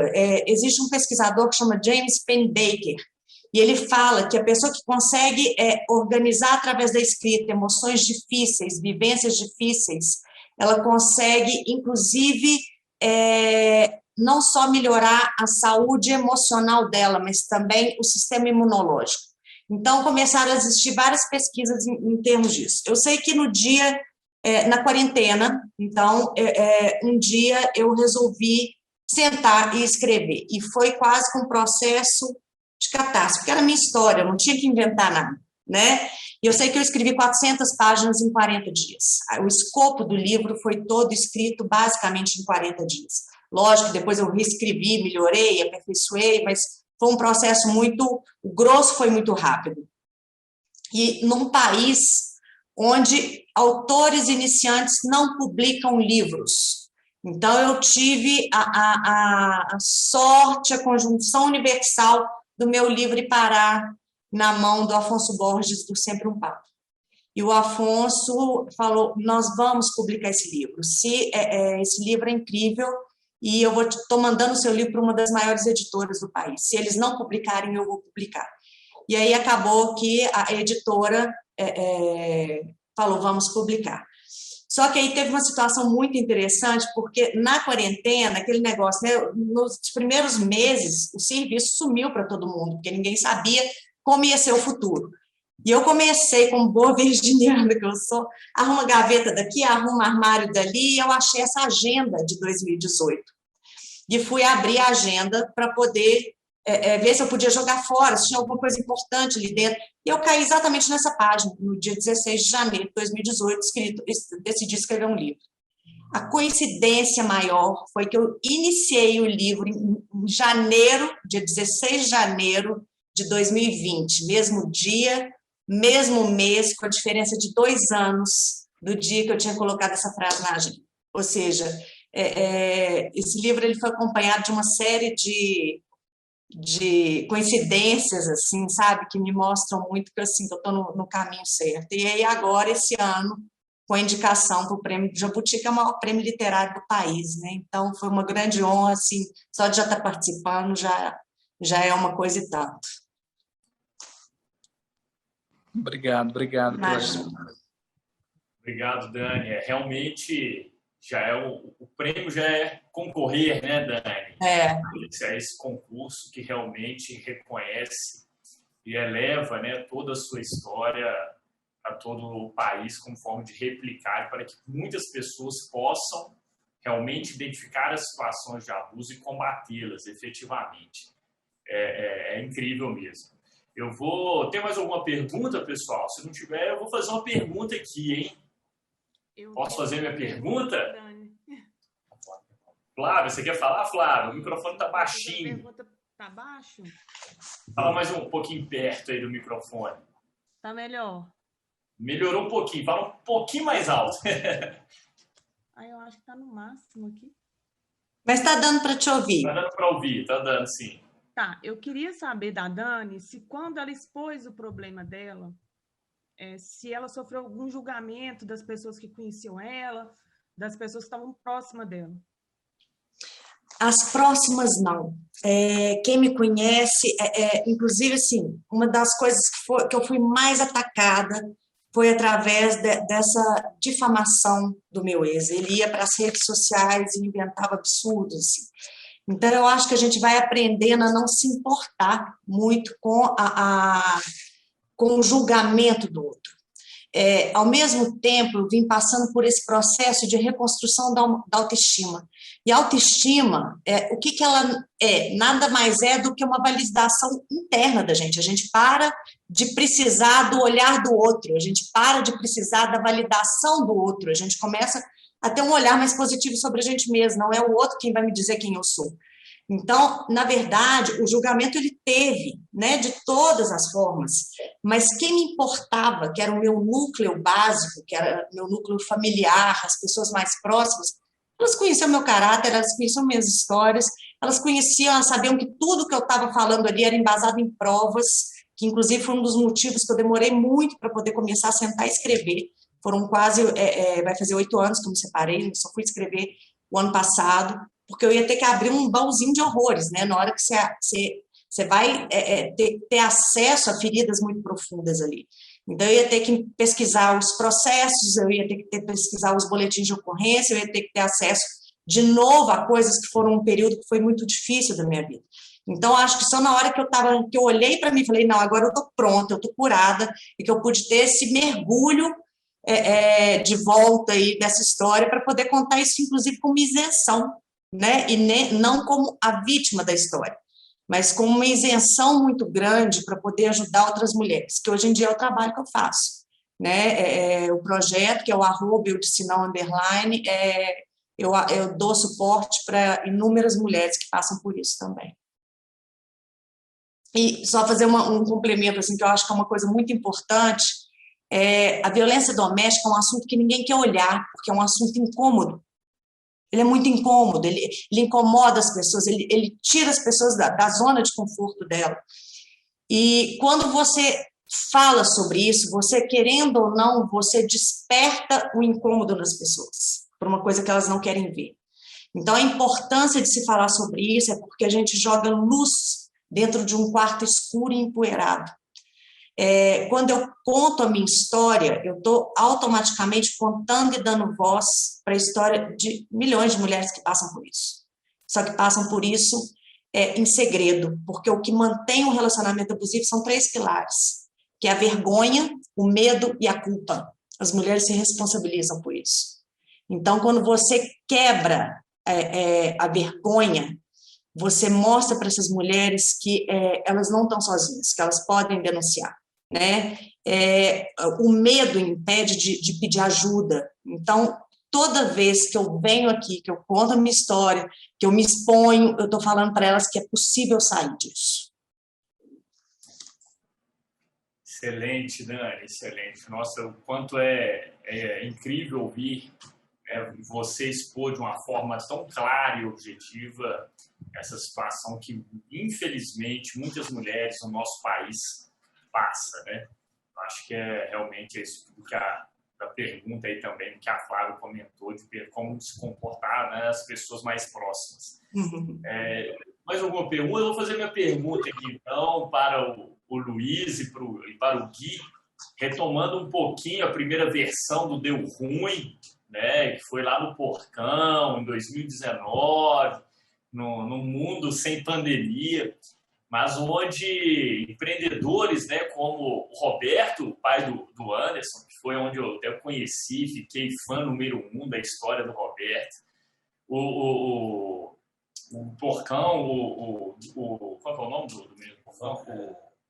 O Nando do Porcão, né, que apresentaram uma coisa que o Luiz comentou e que o Gui também, de certa forma, comentou que foi o motivo não, né, um dos das causas do deu ruim deles, né? Que é algo chamado Estado. O Estado, aí, com sua força imperativa na área tributária, como o Luiz comentou, na área trabalhista, que o Nando lá do Portão comentou na primeira versão, a parte tributária também muito bem apresentada e comentada brilhantemente pelo Roberto. Então, eu queria saber, tanto do Gui quanto do Luiz, quanto essa figura desse ser chamado Estado contribuiu para o deu ruim de vocês, aí do aspecto trabalhista, tributário, burocrático, né? Queria ouvir um pouquinho, então, aí do que o Luiz e o Gui têm a dizer sobre quanto que o Estado contribuiu para o deu ruim pela experiência que vocês tiveram. Quer começar, Luiz? Quer começar, Luiz? Vocês que sabem aí. Manda Vamos lá. No meu negócio, especificamente, não teve nada que o Estado teve culpa, né? Diretamente, assim, cargos, etc. Eu até tenho uma visão interessante sobre isso, que eu acredito que, assim, é claro que a gente, como empreendedor e associação, a gente tem que lutar ali por um país mais livre, né? E com menos impostos, etc., né? Porém, eu acredito que a regra do jogo tá posta, né? E você, como empreendedor, tem que aprender a lidar com essa regra do jogo, né? Eu acho que talvez eu tenha um caso de deu bom, né? Que é depois que a gente montou o Campai, a gente começou a crescer, e aí o imposto começou a apertar, né? Aí o Simples começou a voar, assim, ele vai aumentando gradativamente, mas chega um momento que ele faz uma curva meio ascendente. E aí eu comecei a pesquisar muito, assim, sobre planejadores tributários, assim, né? Consultores e pessoas de referência na área. Fiz algumas 2 consultorias e a gente conseguiu reduzir em 50% os impostos, assim, sabe? E até vejo isso como um problemático para quem está começando, né? Quem está começando tem menos acesso a um planejamento tributário mais complexo, etc., que precisa de envolver gente, de funcionário até para você conseguir executar o planejamento tributário, e acaba que uma grande empresa, por ter enfim, consultoria ou próprio funcionário, acesso, ela consegue se beneficiar mais do que uma pequena, que era para ser o contrário. Uma pequena tinha que ter mais benefícios, né? E não é o que acontece, né? Então eu vejo assim, minha história quando pequeno eu paguei muito imposto, agora que eu estou grande eu consegui reorganizar a parte tributária.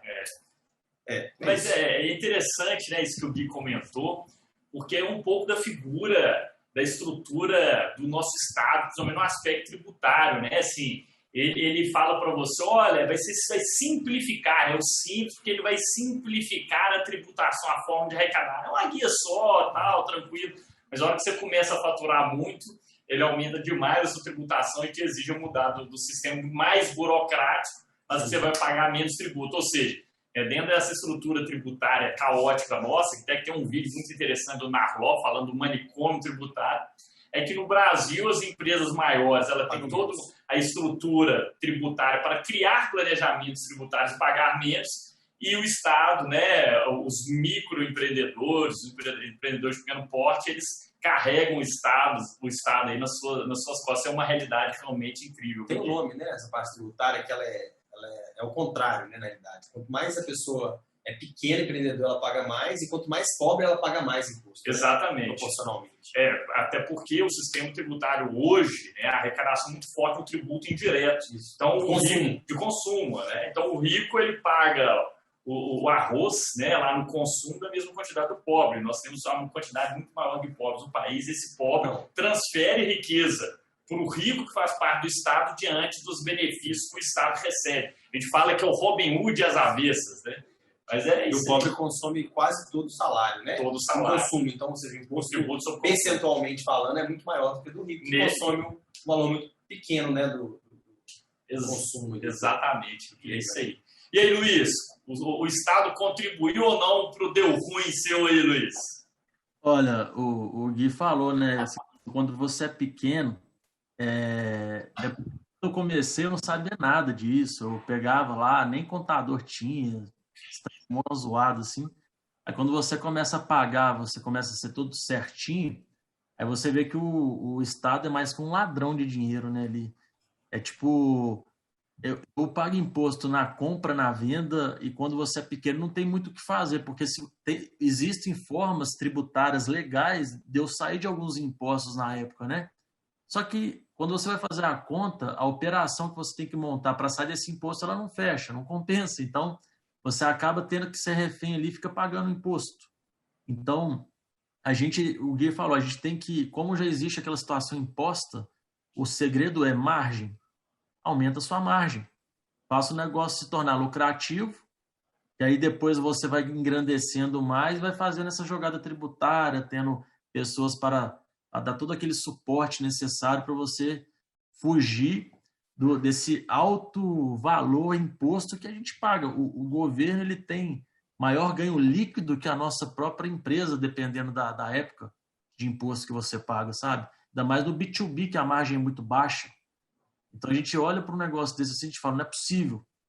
A gente paga X mil reais de imposto, sendo que eu poderia estar contratando, empregando, fazendo N coisas para o negócio fluir de uma forma maior, crescer e cada vez empregando mais pessoas. Então, assim, hoje a gente já, como a empresa cresceu bastante, hoje a gente já tem formas de sair dessa carga tributária de forma legal. A gente tem que abrir uma operação no estado porque a gente terceiriza tudo, né? A forma, por exemplo, tributo trabalhista.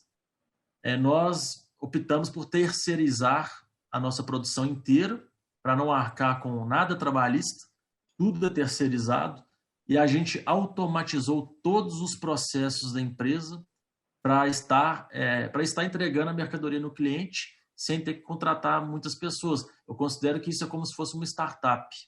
A gente tem um custo enxutíssimo com faturamento alto.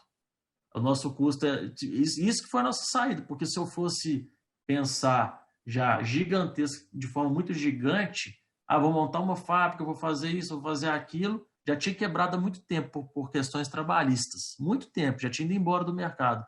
Só que hoje, como a empresa cresceu muito, a gente já vê a possibilidade ou de comprar uma indústria ou de arrendar toda a produção de um parque fabril. É como se fosse o fazendeiro, né? Ele tem um gado, mas não tem a terra. Ele arrenda a terra e joga o gado dele lá e cuida de toda a situação para... Né? Você não precisa comprar um maquinário.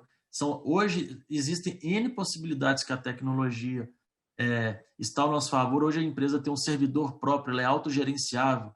É tudo por chat, videochamada. A gente tem sócio em São Paulo, com estrutura em São Paulo. Então, mas é tudo de forma online aqui. Então, hoje existem formas da gente sair um pouco, que eu falo que o governo é o ladrão de dinheiro da empresa.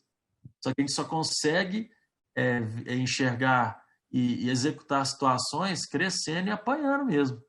E de forma legal, porque de forma errada só nega o imposto. Mas a gente não é assim, nossa empresa é toda certinha, porque a gente pensa no longo prazo, né? Eu penso, tem sonho grande, abrir capital em bolsa, vender ela.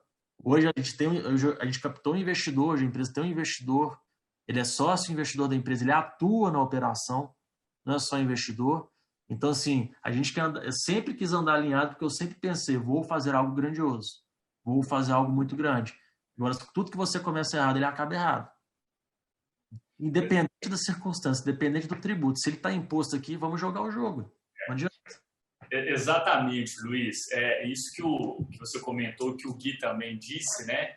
Assim, a regra está posta, né? No próprio Prêmio Jovem Destaque em 2019, conversando com inúmeros empreendedores, uma das coisas que eles exigiam realmente, do ponto de vista do Estado, era que realmente a regra fosse clara. Porque geralmente a regra ela é muito obscura, ela cria procedimentos burocráticos, ela inviabiliza. E a partir do momento que a regra é burocrática, ela inviabiliza que ela seja clara, para que todos possam cumprir, acaba que abre espaço para quê?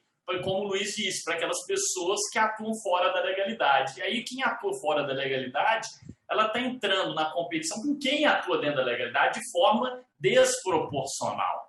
Né? Então, a importância das regras claras, né, de um sistema normativo tributário com regras abertas, de forma objetiva, dá segurança para que todos possam jogar o jogo, igual o Gui comentou, do ponto de vista claro, transparente. Eu acho que esse é um dos grandes desafios que o empreendedor enfrenta no nosso país pelo fato das regras às vezes não serem tão claras e inviabilizar uma concorrência que seja leal, uma concorrência que seja produtiva, infelizmente. Pessoal, nós estamos caminhando aí para o fim, mas antes eu gostaria de passar a palavra aí para o nosso vice-presidente da Seminas, Marcos Brafman, que quer dar uma palavrinha também com todos nós aqui.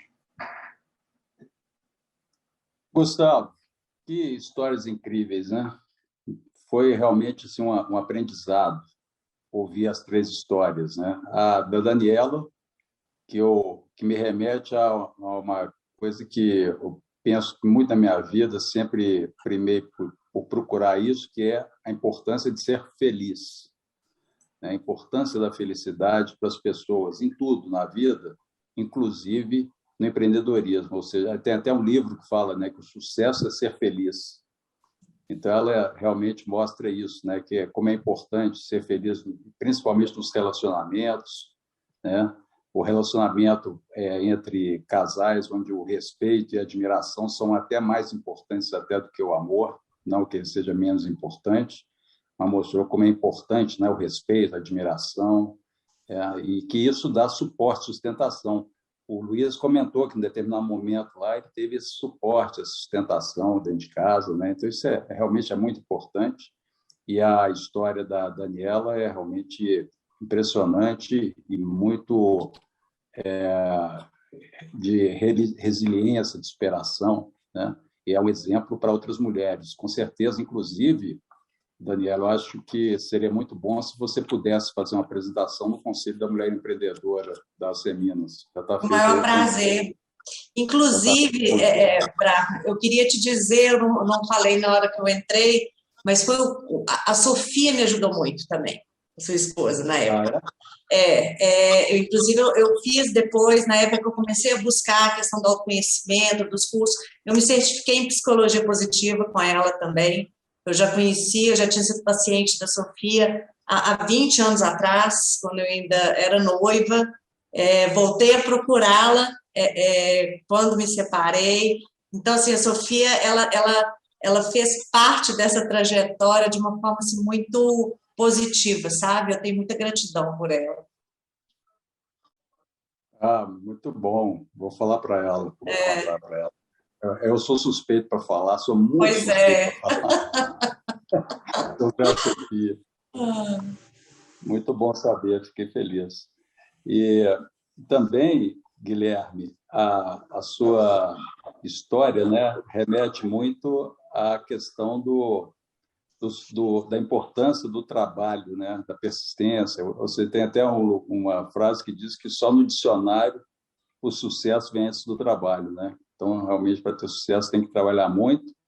E também as pessoas veem muitos saquês que a gente toma, mas não vê muitos tomos que a gente leva, né? Então, isso também é uma coisa que você mostrou aí muito na sua apresentação. E o Luiz, que deu uma aula de empreendedorismo. Né?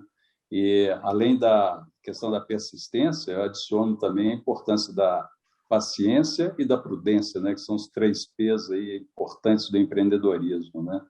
Então, essa aula que você deu de empreendedorismo, a importância de ser eternamente vendedor da empresa, como que a crise sempre gera oportunidades. Então, foram 3 histórias incríveis, 3 estão aí de parabéns pelo sucesso, pela resiliência, pela persistência, por ter coragem de apresentar isso, mostrar, né? E isso certamente é importante para que as outras pessoas possam ficar motivadas, né? Em todos os aspectos, nos que foram apresentados pelos 3. Então, Gustavo, quero te dar aí os parabéns, transmite para o Marco Túlio, para a diretoria, por essa incrível iniciativa.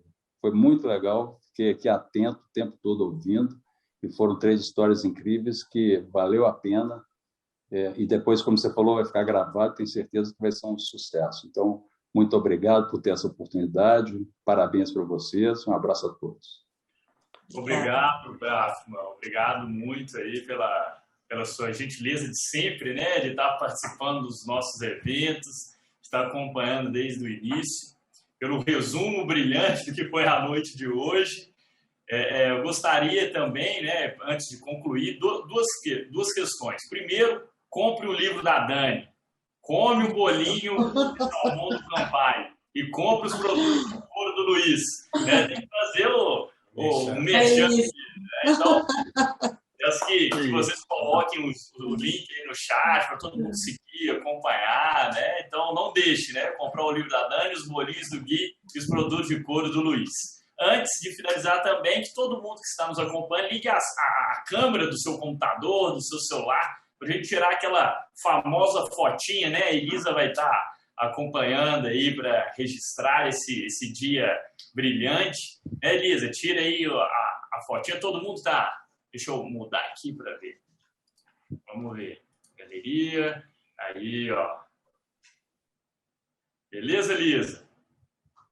Ah, maravilha. Pessoal, então, vamos encerrar o nosso evento de hoje. Queria, além de agradecer, né, a ilustre presença de todos os nossos palestrantes, também reforçar e agradecer novamente os nossos parceiros, né, a Net Profit, a Organização Sincera, a F5 Gestão, o Cesulab e principalmente os nossos dois grandes parceiros, a Oro, que faz um trabalho brilhante na gestão da comunicação do Conselho Jovem, e também o Grupo Partners, né, na figura do nosso querido ex-presidente Dino, que faz um trabalho sensacional na assessoria de imprensa de todos os eventos e ações do Conselho Jovem. Então é isso, agradeço novamente a presença de todos vocês e declaro por encerrado o nosso brilhante evento da noite de hoje. Um grande abraço a todos e até o próximo. Obrigado, valeu. Valeu, pessoal, um abraço. Tchau, tchau. Abraço, até a próxima.